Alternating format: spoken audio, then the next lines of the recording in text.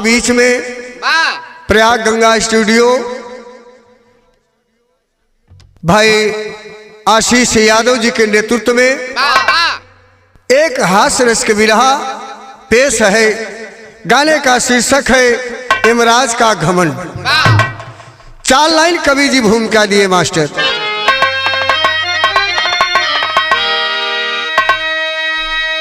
एक बार नारद जी घूमते घूमते यमराज जी के पास पहुंच गए। यमराज जी अपन बड़कई बताओ लगे। नारद जी बोले कि अबे मृतलोक के मनई से तो पाला नहीं पड़ा बा। आप मुर्दा ढोया, मरे आदमी के ला जीवित आदमी साहब का संगत नहीं हुई। 4 लाइन भूमिका में कवि संकेत किए। बहुत भोला भाला है प्राणी जगत का, कहे मृतलोक देव नारद है जाना। सभी जीवों की उपमा में अग्रही है, अरे सुनत बात मुनि के हसेला जमान।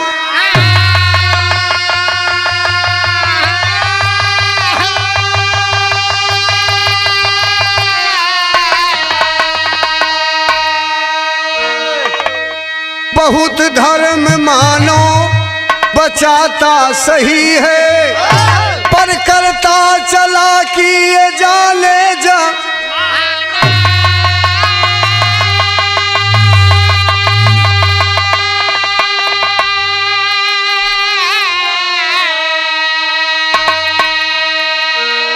लिखते हैं पपिहा कभी ये बनाया,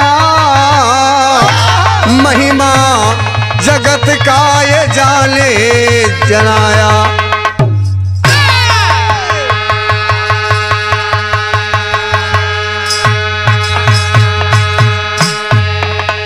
ए भैया, नारद जी कहे कि अबे तो हसे केहू मनई से जीवित पाला नहीं पड़ा। ए यमराज जी एक बार क्यों जीवित मानव के ले आकर के स्वर्गलोक में, तब देखा कि मानव कितना चालाक थी। यमराज कहन कि चल नारद जी हम एक पता लेवे कि गजल लग गई मास्टर।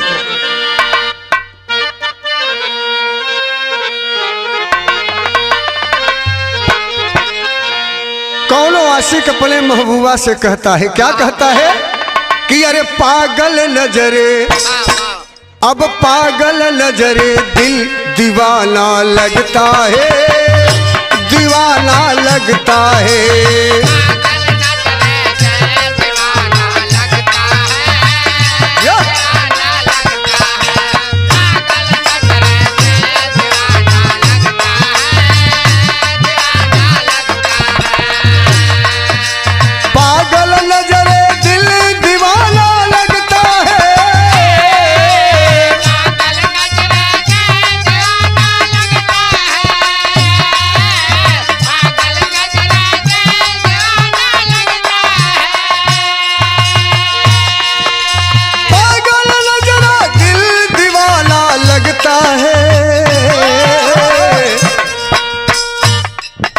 मेरा तेरा तेरा मेरा, मेरा तेरा दिल दीवाना लगता है, दीवाना लगता है।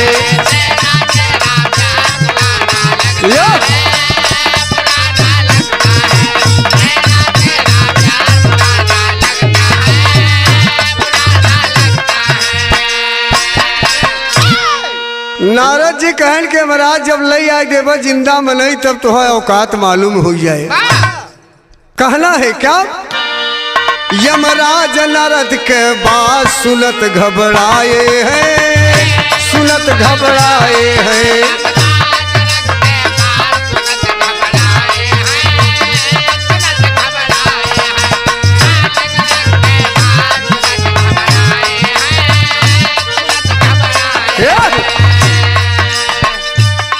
यमराज नारद का बात सुनत घबराए हैं,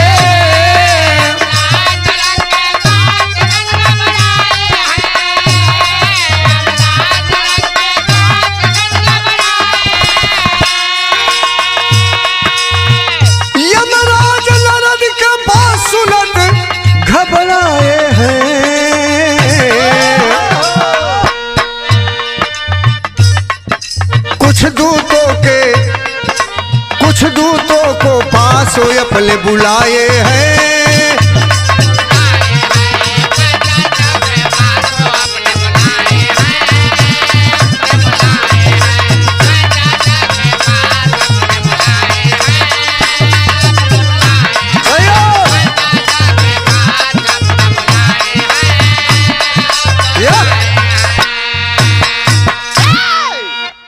कहानी की शुरुआत हो गई।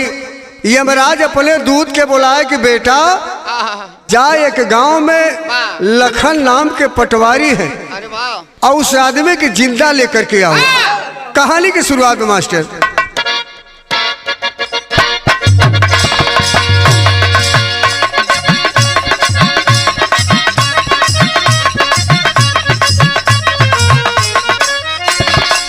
नारद की बात सुनी यमराज जी घबराए हैं।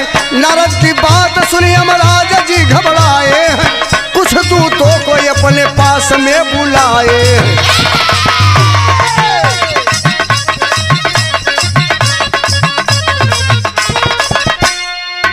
आए जब दूत कहा मृतलोक जाओ तुम, पकड़ कोई एक जीवित मानो लाओ तुम।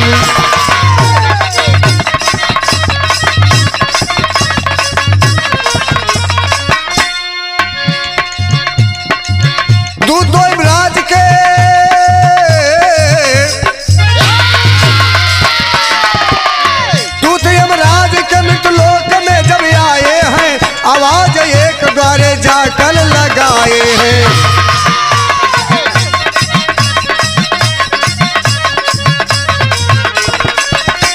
बात के समझ ले भैया। दूत आए मृतलोक में। लखन पटवारी अपने घरे में काम करत रहे। आवाज लगा लखन किसका नाम है? कहीं भैया लखन तो हमारे ही नाम है। कहीं चला कहीं कहाँ? कहने आपके यमराज जी बुलाए हैं, स्वर्गलोक चलना है। कहीं क्या? कहीं चलिए जीवी सही चलना। कहीं दिमाग खराब हो तो जा था कि कुछ किहे पड़े। हलकार करेजा को दूत लौट और जाय के महाराज से कहे महाराज कहे का कहे बड़ा जबरदस्त आदमी बा, बड़ा हट्टा कट्टा मोटा ताजा आदमी। कहीं जवन डांट डांटे सब सोचा कि रह गए मृतलोक में हमारा महाराज हम चलाया हुआ।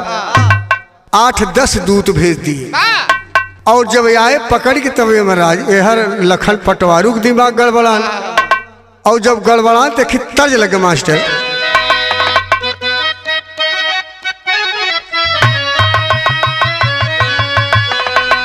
वह तर्जबा कि हमारे पाए जेबरा हीरा जड़गा।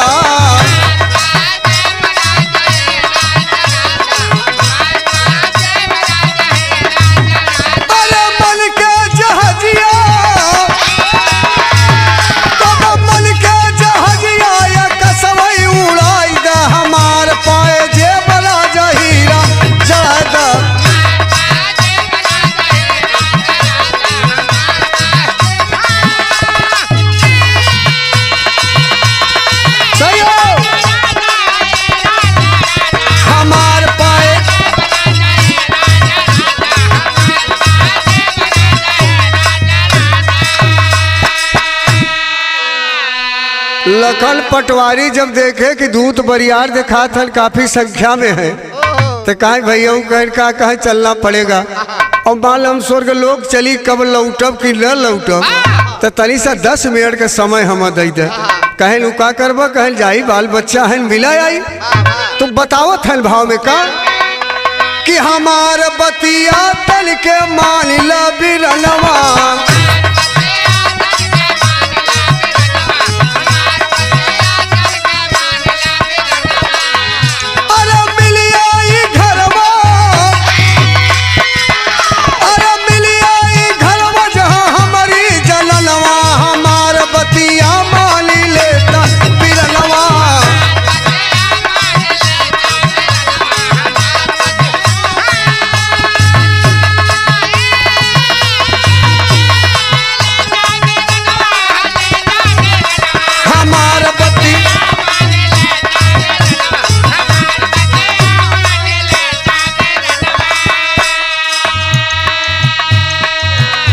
लखन कहन महाराज हमारे 2-3 ठी लड़का है, कम से कम मुलाकात भेंट कैले बतावत है का 2-3 घरवा में हमारे सुगना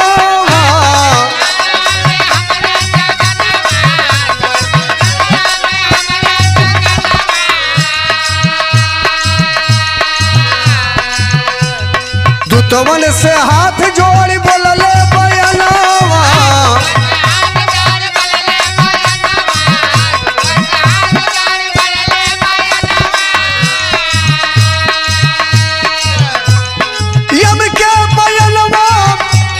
यम के बयनवा से बरसे नयनवा हमार बतिया तन के मानिला बिरलवा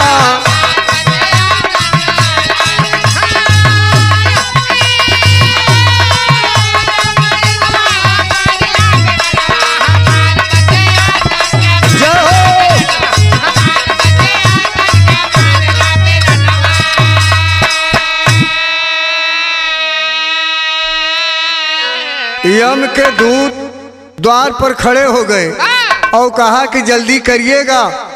और लाला पटवारी लखन पटवारी जब घर में गए तो एक दस्तावेज तैयार किए। कहे चला अब लैते चलत है जिंदा तो हम तो दिखाऊ बहुत स्वर्ग लोक में कि मानव में कितनी शक्ति और दिमाग बा। एक ही बनाए पत्र और पत्र में उसमें विष्णु भगवान का मोहर वहल आलू को बनत नहीं महाराज, वो आलू को ठप्पा बनाए के विष्णु भगवान का आज्ञाकारी बनाए के और उनकर मोहर लगाई दिए और का लिखा वो के बंद करके जेबा में डाल के चल दिए। तर्ज लगे खी मास्टर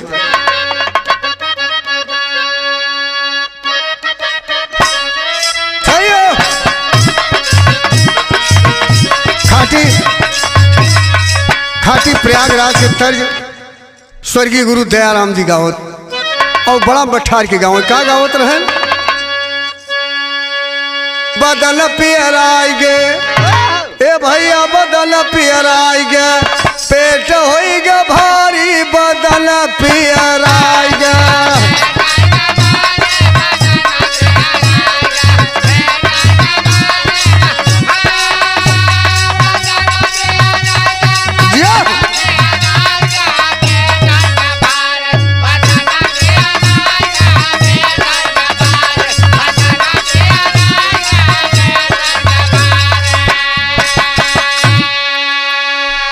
भैया तैयारी कई के और लाला केहन का लखन पटवारी पत्र बनाए के चल दिए तेरे चेक पत्ती और बढ़िया मास्टर कहना है का कहना है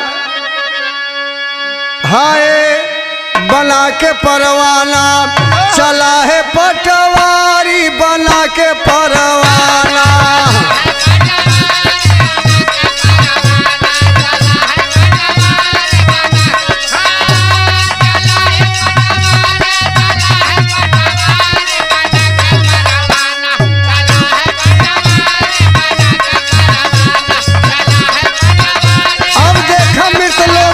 लोगन का चलाकी मृत लोग कैसे चलाकी काम किए सादा कागज दस्तावेज बनवाए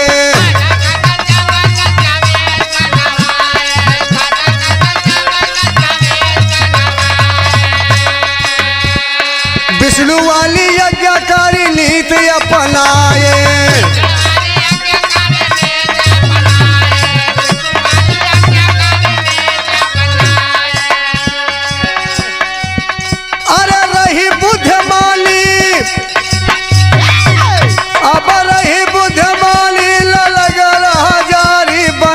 परवाला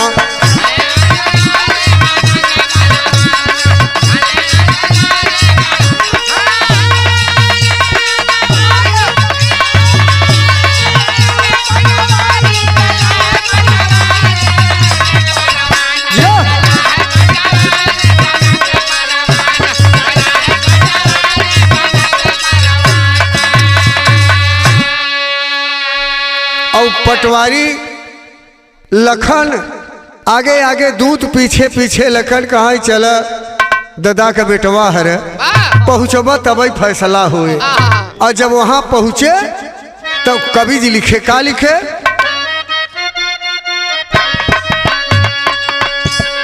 आगे आगे दूत चले पीछे पटवारी।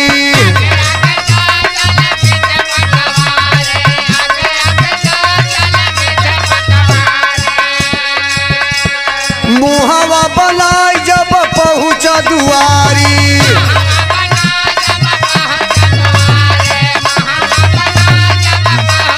अरे यज्ञ वाला पत्र तब दिहले लिकारी बना के परवाला।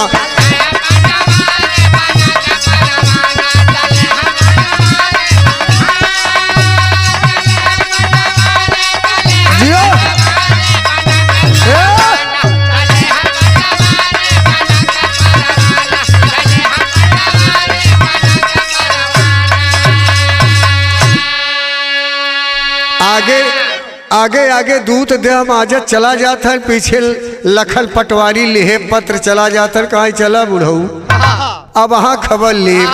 और जब दरबार में पहुंचे यमराज के, तो यमराज कहे क्यों क्या हो गया? कहा महाराज कहे डांटा था, आखिर बताऊबा कभी कहा तुम क्या करने लगे, क्यों इतना देरी किया, मेरी आज्ञा का उल्लंघन? कहा महाराज गलती हो गई, कुछ बाल बच्चा रहल मिले ही लागे, पता नहीं लौटब कि न लौटब, आपका आदेश से आई गए। यह कि हमारा लेट हो गए और डगरा में जात रहे विष्णु भगवान जी आज्ञा एक खिदिन हम। यमराज सोचे कहे तुम विष्णु भगवान कहे हाँ कहे ल थाम, वह कागज पर थमा दे चिट्ठी और थमाए तो कहे सुना एमन का लिखा वो के पढ़ी ले, ये विष्णु भगवान के आदेश है, आज से जो नर्क में है वो सब स्वर्ग में जाए, अजय स्वर्ग में वो नर्क में जाए। और यमराज की कुर्सी बर्खास्त की जाती है तो हवा नर्क में रहे पर यमराज काप ही गए। यमराज काप गए कि सर्वा मृत लोक से आए कि हमारा राज्य पाठ छीन के और पुनः राजा हो गए। कहें कि विष्णु भगवान लिखे हैं, पत्र पढ़ा कायदे से ओके पढ़ा, कहा उसमें लिखा था कि ये जो लखन पटवारी है ये यमलोक के राजा हुए। यमराज के बोलता बंद हो गई, भटूरी गए कि सत्यानाश हो गए। कहा जल्दी ये मेरा आदेश है। यमराज बगल हो गए, कुर्सी पर राजा बन के लखन पटवारी बैठ गए। कहा मेरा हुक्म है कि जल्दी से यमराज के नरक वाले कमरा में डाल दे। वहीं अंदर आई। यमराज कहा हाथ जोरत है, कुछ बचे कुपाई बाटे का परेशान किया, मृतलोक से हमको बुला लिया, जो विष्णु भगवान की आज्ञा है उसका मैं पालन कर रहा हूँ, तुम भी पालन करो। यमराज बेचारू चला गया, नरक में खींच नहीं पूरे पड़ा है। अब बात फंस गया, तर्ज लगे मास्टर।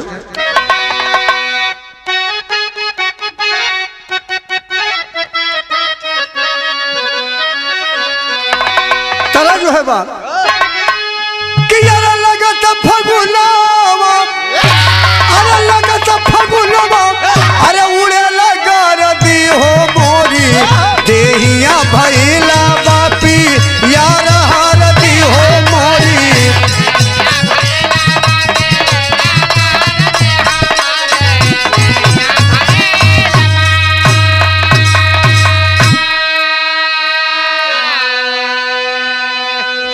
और ये महाराज जब देखे कहा लखन भैया कौन था, कहा पत्र पढ़ा था कि हम आगे बढ़े। दूतन के आदेश दिए कम से कम 20 कोड़ा यमराज को मारा जाए। उन्हीं के दूत जो उनकर आज्ञाकारी रहे, अब नवा राजा पाए कि 20 कोड़ा मारे। भाव में कहना है का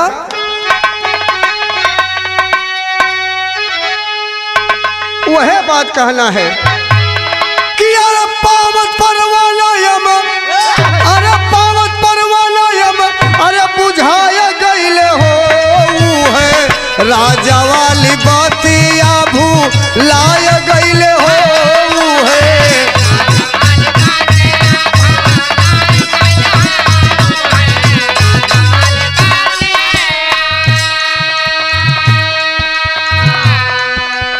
मृत लोक के आदमी बुद्धिमान लखन पटवारी मोहर लगाए वे विष्णु भगवान का ज्ञान और दस्खत विष्णु भगवान कहली पत्र लो जाओ राजपाट छोड़ के।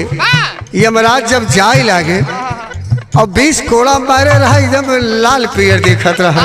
दूतहे कहा महाराज चल का करब, जब नवा राजा आएगे शासन परिवर्तन हो गए तो जौन आदेश हो वही हो।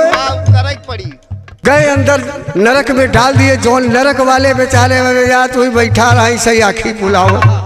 अब स्वर्ग में गए कहा लखन पटवारी की जय, लखन पटवारी की जय। कुल देवी देवता जौन उधरे रहे ये हम लोग सब नरक में चला गए। और जौन नरक वाले रहन वहाँ जय बोलत है कि राजा तो बढ़िया आए, जो कि परिवर्तन हो गए। बिरहा के टेरी में कवि जी लिखे हो का लिखे मास्टर कि चला की पटवारी का सुना, अरे मोर राम हो राम हो चला की पटवारी का सुना। आज्ञा आज्ञा पत्र बना कर अधिकार के अधिकारी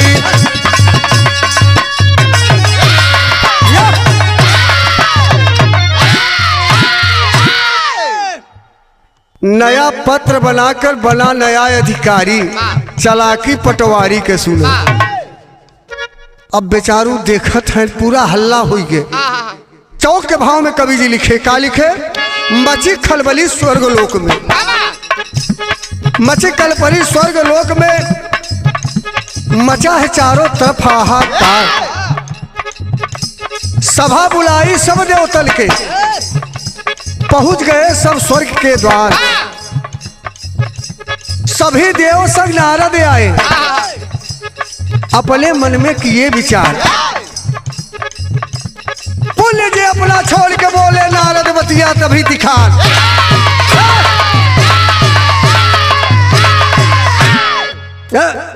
नारद भी साथ में सभी देवतन के आए।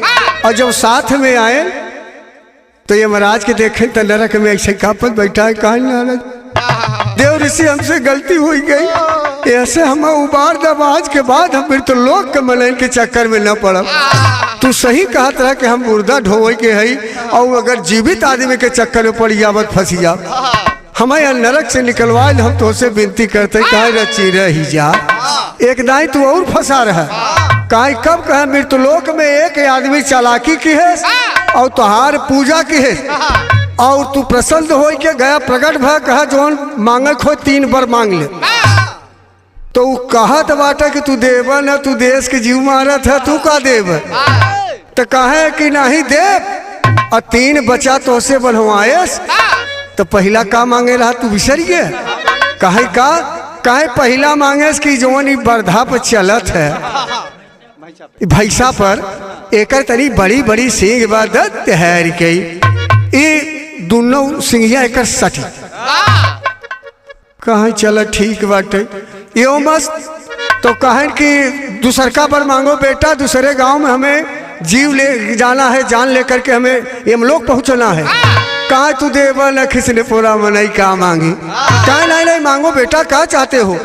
तो कहा यही सिंह पर तू बैठ जा। महाराज सोचें कि सरवा की बड़ी बेजाए, अगर हम बैठ गए तो ये नाजुक चीज और ये सिंह ससुर दोनों मिल के चौक हो गई बा और मामला ढेर गड़बड़ाई जाए। तब तलक अब वचन दे चुके थे। यमराज जी पैठन अपन कैसे हिम्मत जुटाए, कैसे कापा जात है। कहा बेटा तीसरका मांग लो, जल्दी करो तीसरका मांगो। कहा तू दे? बोले कहा हम दे। यमराज जल्दी से 3 वचन दे दी है। तो कहा जैसे भैसवा का सिंहिया रही वैसे ही हो जाए। यमराज कहा बेटवा कुछ दूसर मांग लो, तोरी नहीं चेला नहीं देखा। अब अगर दूसर हो जाए तो हम खाने खराब हो जाए, कुछ बचे न। तो कैसे यो मस्त कह के कूद गए। तो तुह समझ चाहे कि मृत्युलोक को मनाई कितना चलाक है। कहें नारद जी कहें कि नारद से कहें यमराज कहें कोनो उपाय करे और एक नया राजा के हटावा जाए अपने होता कि हम जिंदा बनाई न चाहे मुर्दा ही ठीक बाकी।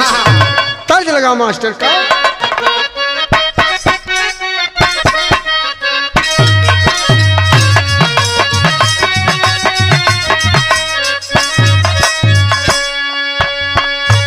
कौनो गर्मी के टाइम में दुल्हन अपने ससुराल में गई और सुहाग रात बीता, सवेर भर तमाम सखी सहेली कहिन के ए दीदी ए भौजी अकेला ही रसगुल्ला कहे तब का भ कहे हम तो कुछ मिले तो बतावा त दुल्हनिया का तरतिया पड़ई गरमिया ना डोलई पवनवाना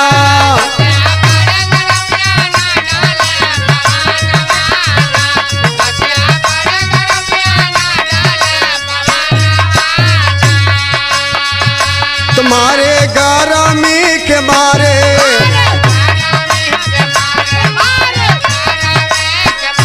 सैया सोवेला दुआरे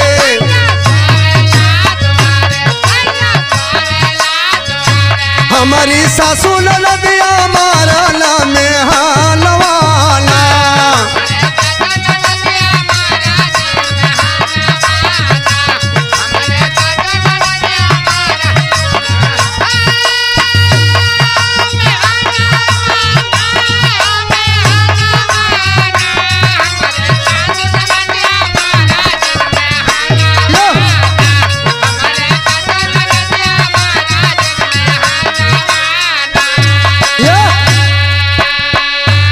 नारद जाय के भगवान विष्णु से बताए कि महाराज मामला फंस गया बा कहें क्या हुआ कहें महाराज अरे सब बर्खास्त है कहें कैसे कहे कि जीवित में नहीं उठा लिया है और वहाँ का राजा हो गया महाराज अरे सब नरक में है सब देवता चल के उनका रक्षा करे प्रभु तो विष्णु भगवान चल दिए कवि का कहना है का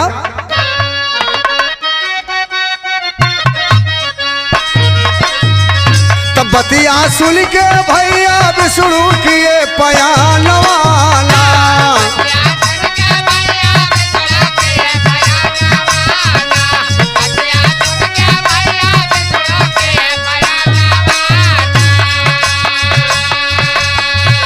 तो पहुँचे यम के पास है जाई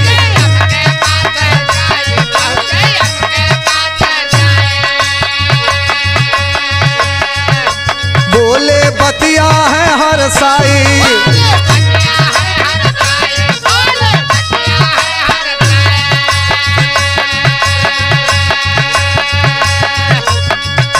यम जी रोए लागे बरस नया नवाला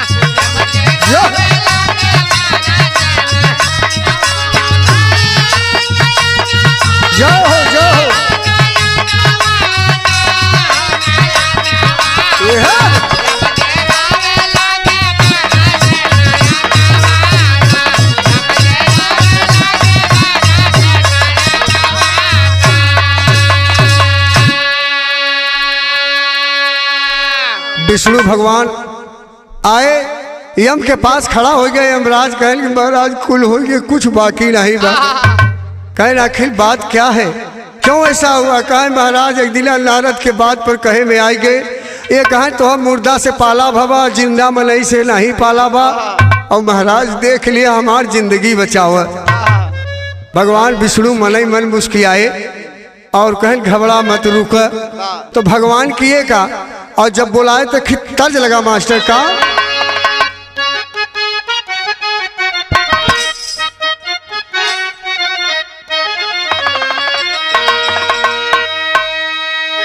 यह बतिया बाटे का बा कि जाता बाटे नहीं हर हामा कौनो दुल्हन अपने दुल्हा के बताओ तो कि दांत चियाई के दिन भर चौराहे पर चाय पियत है अब हम जात ही नहीं अरे यही तरह अपन दांत चियार के रह कहत का कहता कि अरे जात बाटे नहीं हर हामा बड़ा दुख देला अकेले रहा रजाऊ अकेले रहा रजाऊ अरे बड़ा मजा लेला अकेले रहा रजाऊ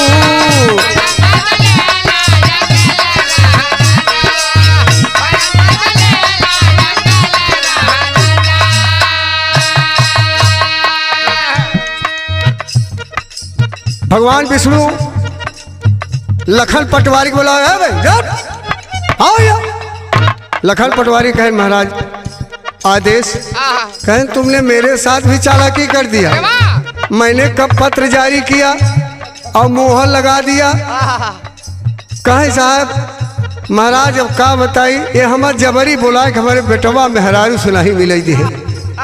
कहीं ठीक है, ऐसा करो इसे नरक में डाल दिया जाए, लखन पटवारी को नरक में डाला जाए।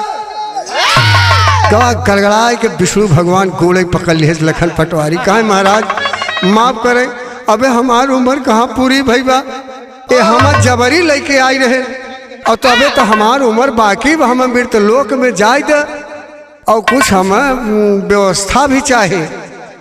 तो महाराज कहती देखे भगवान विष्णु मुस्कियाए लगे, कहे जाए कहेगा न जाए देबा तो अगर हम मृतलोक में जा तो तोहार पचन के बड़ी बुराई बतला कि देवी देवतन के पूजा की से कोई मतलब नहीं। कैसे नरक में जाओ, आप स्वयं भगवान विष्णु हैं और स्वयं आपको दर्शन पाया तो दर्शन मात्र से धन्य हो गया। हम नरक थोड़ी जाओ, हम तो स्वर्ग जाओ।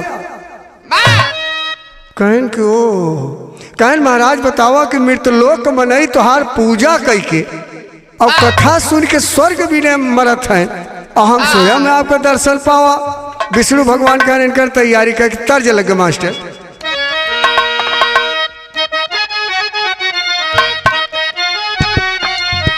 यह बतावत है कि जाके मृतलोकवा में, जाके मृतलोकवा में करी हम प्रचार हो, विचार कर देव सब, विचार कर देव सब, लखन के निहार हो, विचार कर देव सब।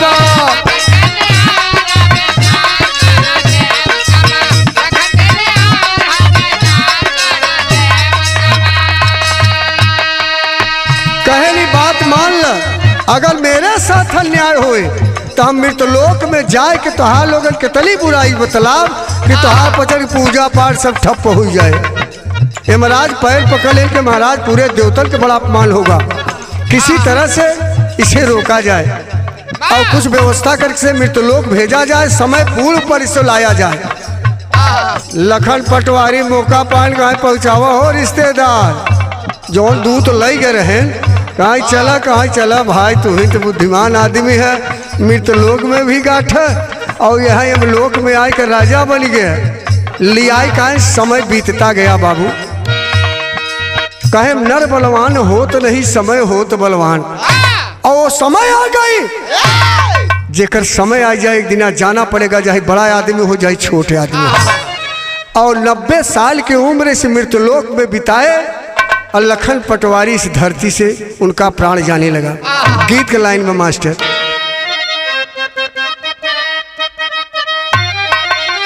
यह कवि जी लिखे, तिपिया परदेश गईले तार लागल छोटिया में,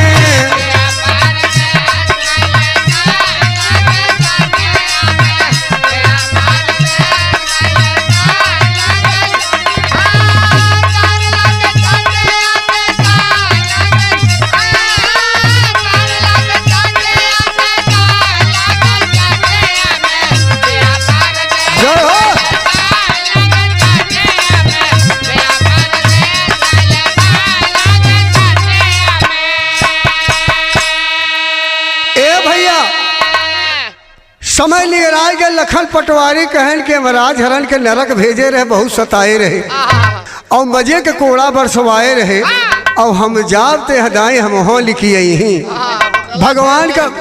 भगवान का पूजा पाठ किए और 2 रोज मरे के पहले गौदान दे के पूछ पकड़ कहा हम तू पार की हूँ गौ माता, तो हम स्वर्ग में चल के हम स्वर्ग तक पार करके पहुँचाए के तबे आऊ। तब कवि जी लिखे,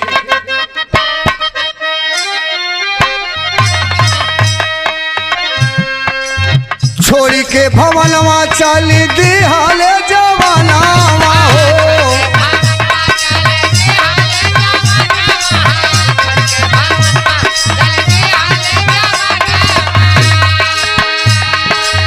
गया मलाक बोले अपना बयानावा हो, अपना बयानावा हो, छोड़ी अब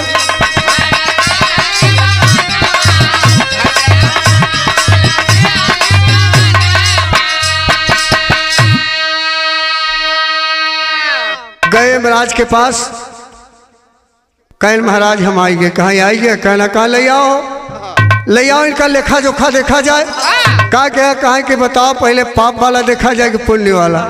कहा ये महाराज पहले पुण्य वाला देख ही लेते, पाप वाला बाद में देखे। फिर दिमाग लगा दिए लखन पटवारी, कहे पहले पुण्य वाला देख ले।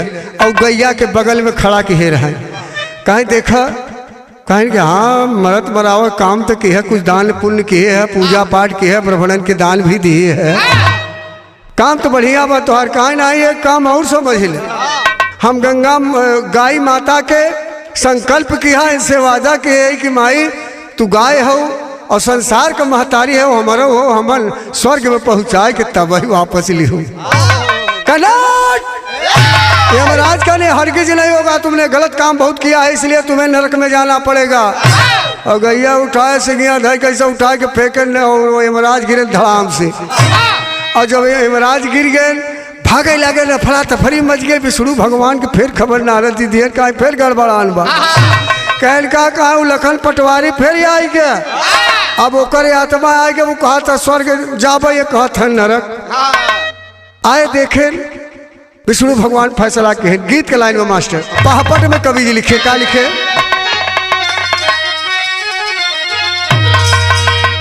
भागत भागत यमराज जाए के विष्णु भगवान के पैर पकड़ ले कि मामला महाराज फंस गया, अब विदाई अगर इन नरक में झोंक ही पाए हमारी जिंदगी बर्बाद हो जाए। तो कहत है, क्या कहत है?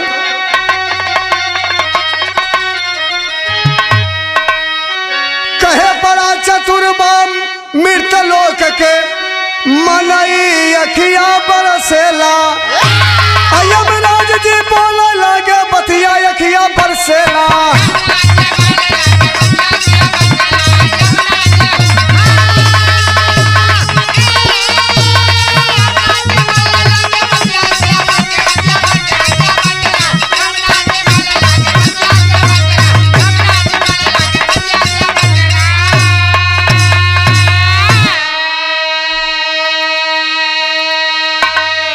नारद जी के देख करके यमराज के मुड़िया लटक गए। नारद जी कहा जैसे ऊखी के, कहीं गड़बड़ाई गया। कहा नारद जी आप ठीक कहत रहे कि अरे मुर्दा मनई से हमारा पड़ल रहा पाला हो, आज जवान मर्द से हमारा भाव पाला हो।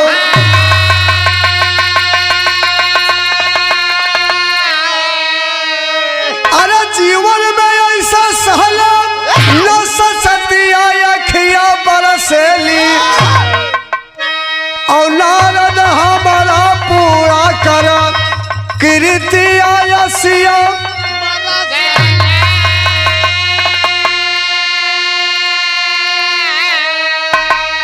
ए बाबू, भगवान विष्णु पहुंच करके आखिरी बात में आल्हा में कभी प्रमाण दिए कि नारद हंसई लागेन और यमराज जी का घमंड टूट गया। कहा आप सही कहे, मृतलोक में बहुत बुद्धिमान आदमी है, हमसे मुर्दा से पाला पड़ा रहा, आज जिंदा से पाला पड़ गया, कुर्सी सब छीन गई, नरक भी भोगी आए। गए और देखे तो विष्णु भगवान कहेंगे नहीं, गाय माता जगत की माता होती है और गाय माँ के दान दे करके ये स्वर्ग का अधिकारी बन गया, इसे स्वर्ग में जाना चाहिए। आल्हा में कवि जी लिखे,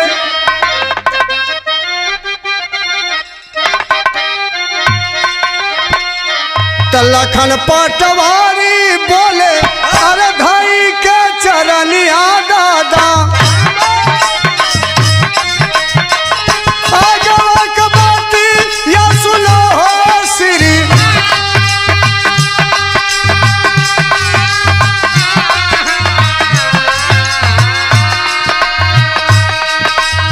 ये मरा जहारी गईले बोलले बयान भय दादा,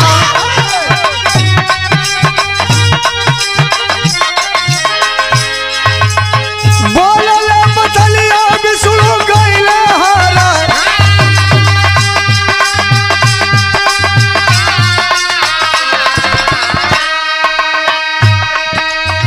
विष्णु भगवान मुस्कुराने लगे कि मृतलोक में बड़े बुद्धिमान हैं यमराज जी, आप भी फेल हो गए, दिमाग काम नहीं किया। तब स्वर्गवा में लखन पट वारी तो बगैले भैया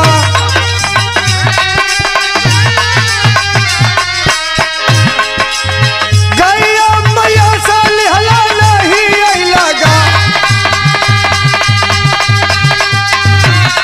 या।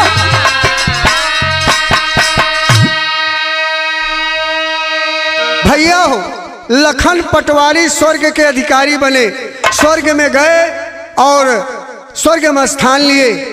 गाने का मतलब यह है कि अब कर्म धर्म आप अच्छा करेंगे, जिस हिसाब से रहेंगे उसी का फल वहां जाने पर मिलेगा। कि यार जेकर कोई ना ए बाबू जेकर कोई ना अरे सहारा यह दुनिया में रही तो करे आप है सहारा ये जगत के हरी।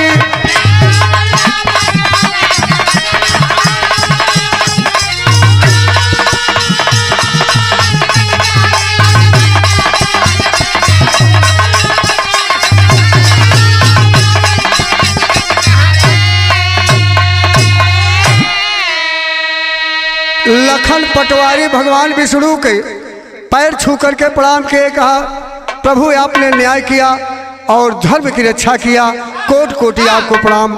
आपके शरण में जो आएगा हमेशा सुखी रहेगा। आखिरी बात कवि जी लिखे, गुरु बाबा दिन गुरु दयाराम जी भये स्वर्ग के मन मंजिल में कमलेश चंद यादव तरसे अखिया तो चला कि अब पटवारी का सुना, चला कि अब पटवारी का सुना। लिखते पपिहा कवि कमलेश कलम ले जारी, निहारी अब पटवारी का सुना।